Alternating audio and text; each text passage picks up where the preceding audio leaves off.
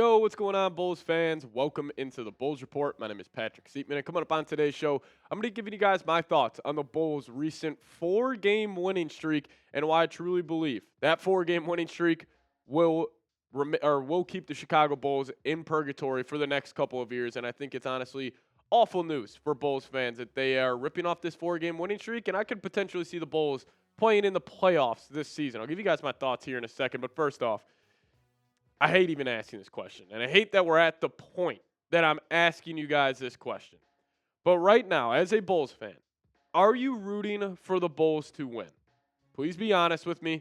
Let me know your thoughts down below. Give me a Y for yes or an N for no. Really curious to see what you guys got to say, and I'll explain my thoughts here in a second. Let me know. Are you rooting for the Bulls to win games for the rest of the season?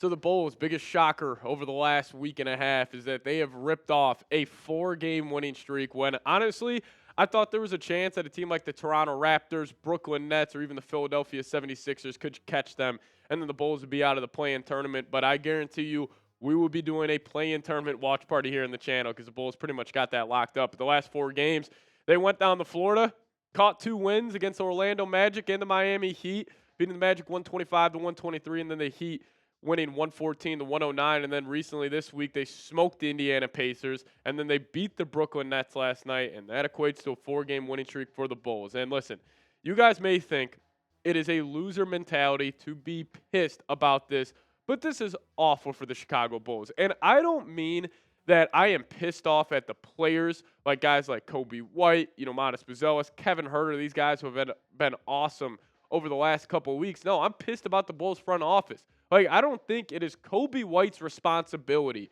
to lose games for the Bulls. This guy's trying to put good tape out there. He's trying to get a bag in his next contract. Same with all of these guys. Like, they are a bunch of competitive, feisty dogs on this Bulls roster. And I have no problem with the players going out there and wanting to win games. This is on the front office for performing that Zach LaVine trade and getting three guys, Trey Jones, Zach Collins, and Kevin Huerter, who are impacting winning here for the Bulls. And, also this, in terms of Josh Giddey front, and listen, I'm on board with the Bulls giving Giddey an extension.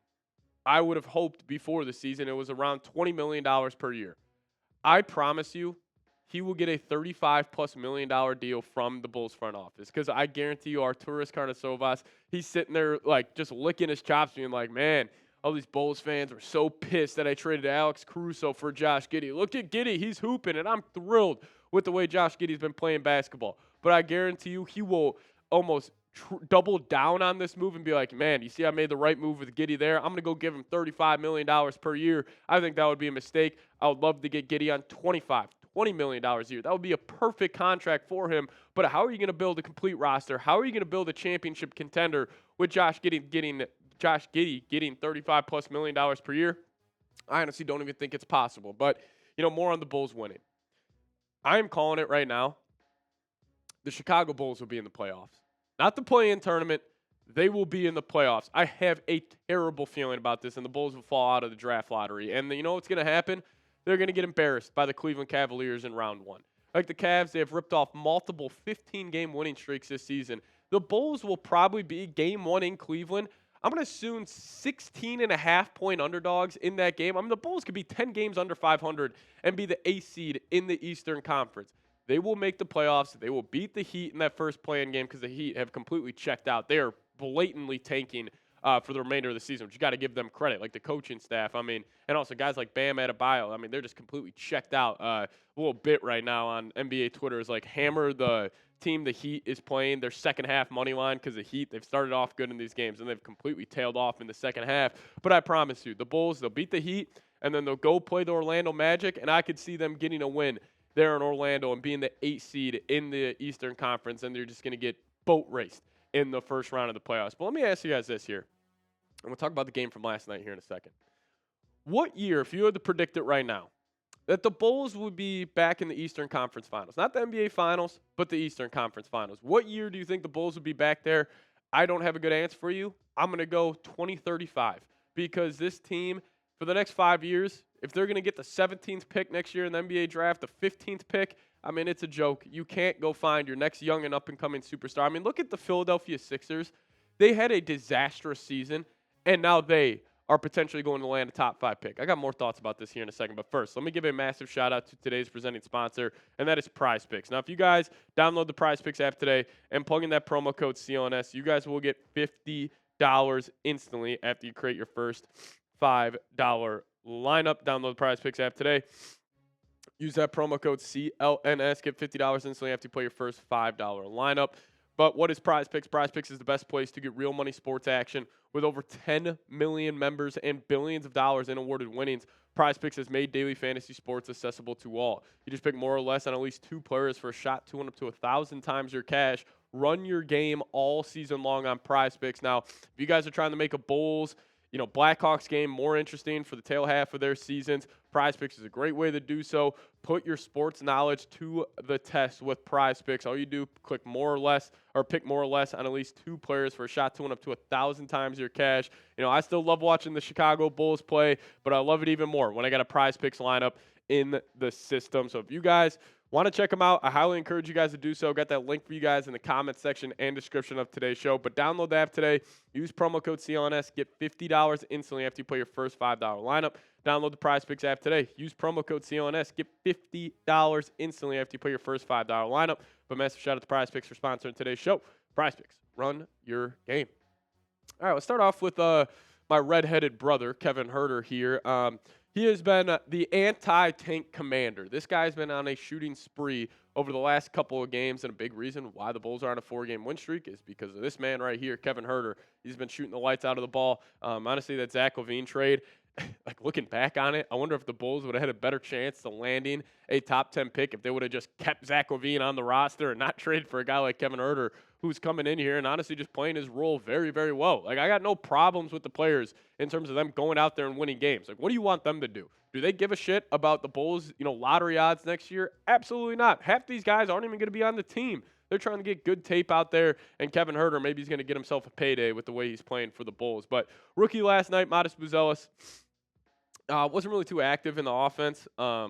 Just honestly not giving him a lot of shots, not giving him a lot of looks, and that's another thing I'm frustrated with. It's because you brought in Trey Jones. Even Ayo Dosunmu is out for the season, and Modest is still not a focal point of this offense. Like, how do you expect this guy to develop if he's not getting any touches? And the guys who are developing are a guy like Coby White, who had 31 points last night, has been on a tear over the last 5 games. He's one of the most skilled basketball players in the NBA, can really score at all 3 levels. He's got wicked handle. He's been shooting the lights out of the ball. And again, I'm not going to get up on here and kill Coby White for trying to win games. He is on a very team-friendly deal. He's looking at his next contract. If he could go out there and say, man, I averaged 20 points a game.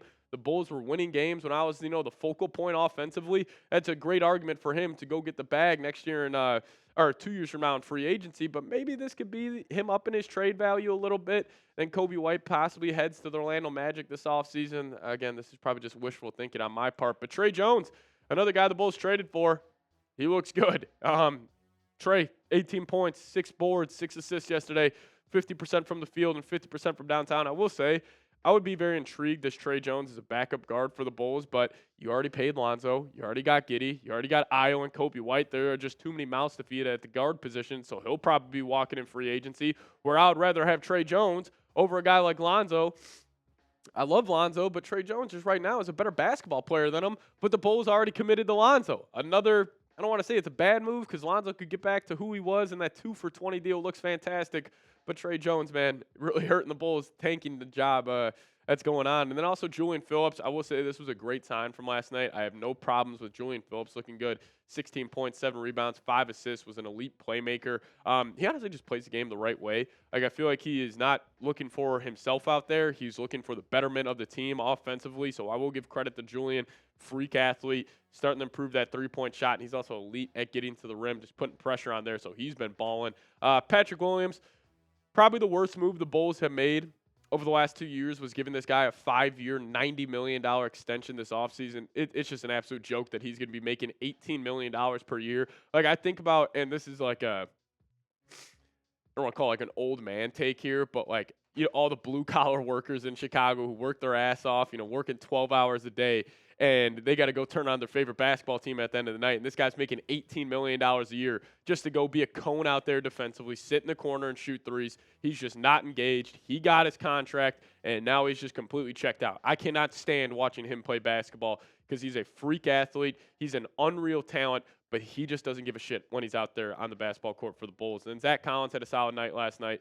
9 points, 9 rebounds. Got really no problems with him. Just a rotational guy as well. And then Dalen Terry, he got in there for about 10 minutes last night. Just did his thing. 1 point, 1 rebound, 0 assist. 0 from the field. But, I do like the Bulls' young wings like Julian Phillips, Dalen Terry, Modest Buzelis. At least you see something there that could lead the wins in the future. But still, at the end of the day, the Bulls will remain in purgatory. It is just depressing for Bulls fans that we're going to get the 15th pick again for going 10 games under 500. Like, it is truly a crime what this front office has done to Bulls fans. And the fact that I'm a diehard Bulls fan, the fact that I am rooting for losses, like, literally, like last night against the Nets, you would have thought I was the biggest Brooklyn Nets fan in the world last night on how just passionate I was about them beating the Chicago Bulls. But listen, I'm just rambling now. So if you guys made it to the end, give me a C-Red down below. And also hit me up on Twitter if you guys got any more questions, comments. If you want to go at me for being negative about the Bulls' 4-game winning streak, please do so.